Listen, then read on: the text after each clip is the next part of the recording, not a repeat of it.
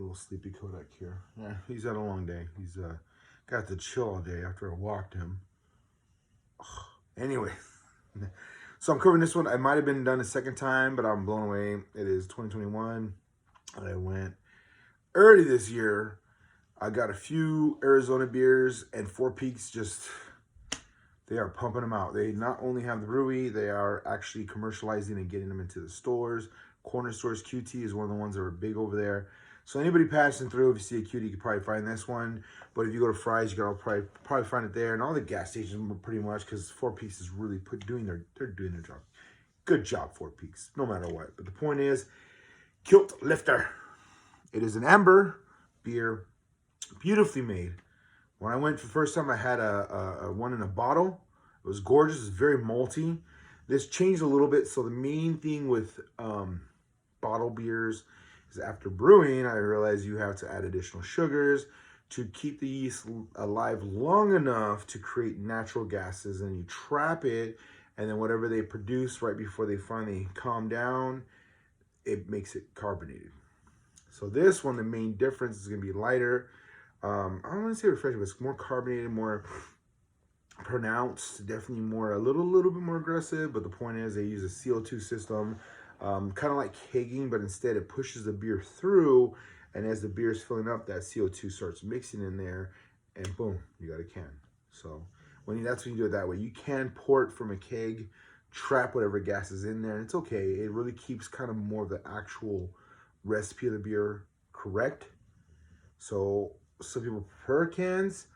It is the vibrance of flavor. We need to find out what part is it. Is it making the hops more accented? Is it really accentuating the malt? And once you figure that out, it'll guide you through a lot. So for now, I did a bottle, very malty, a little touch of robust, amazing, great. Here's a can, which I know they had to fill it up differently. So it's a different process, and I'm gonna compare. So here we go. Got my Eighth Wonder. Here you go, Eighth Wonder. That's for you guys. Solid beers, definitely everyday casual, but they definitely don't clean, because tap water's already clean. So I just go, hey, we'll just use what we love. It's just Houston, and that's cool, but it tastes like the tap water. Anyways, here we go. Kilt Lifter, beautiful.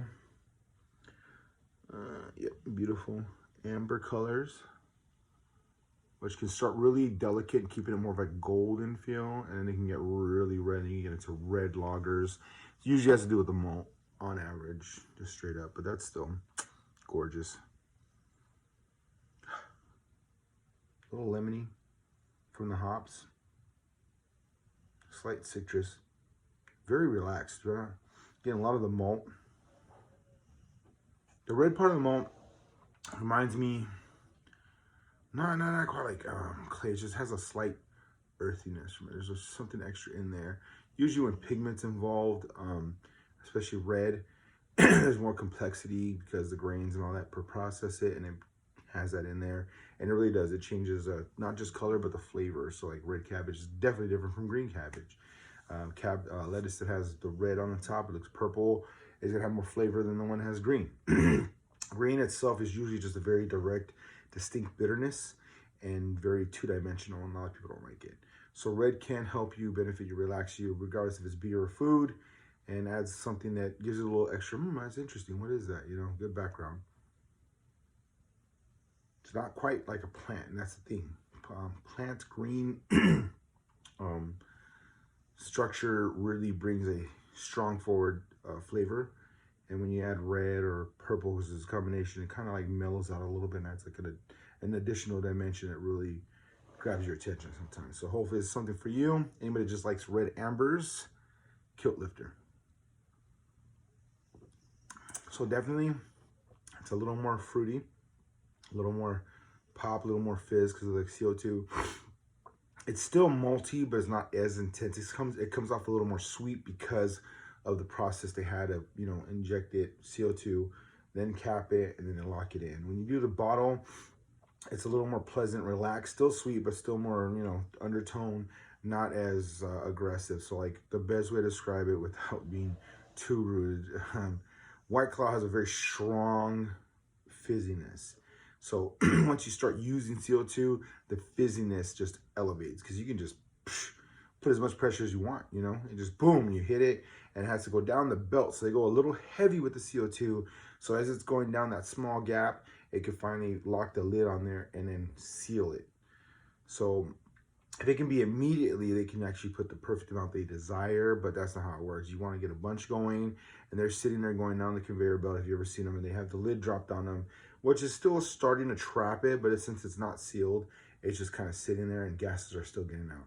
So they usually go a little bit higher with the gas, get it in there, the lid's sitting on it, and then finally it seals it off, and that's where it traps it at. And since it's that one machine making all the beer that it can, it becomes very consistent. Okay, cool, not bad. Not my favorite. That's why I always go with bottled beers. They're just more casual, not as intense.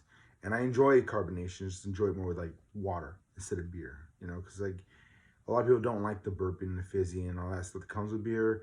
And doing this kind of really elevates it a lot. So to each your own, there you go. Hopefully I described it well enough where you can perceive what you want, and you might like this one and not the other one, and vice versa. Or you might like both.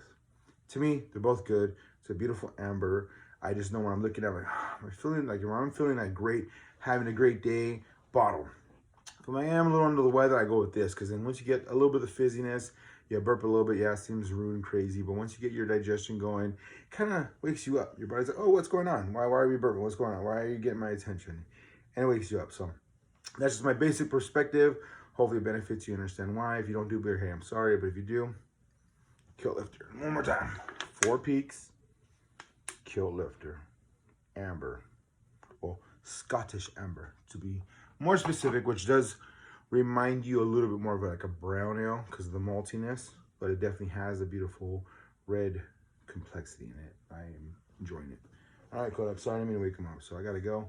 He needs to sleep, probably me too. You have a great evening. Take care.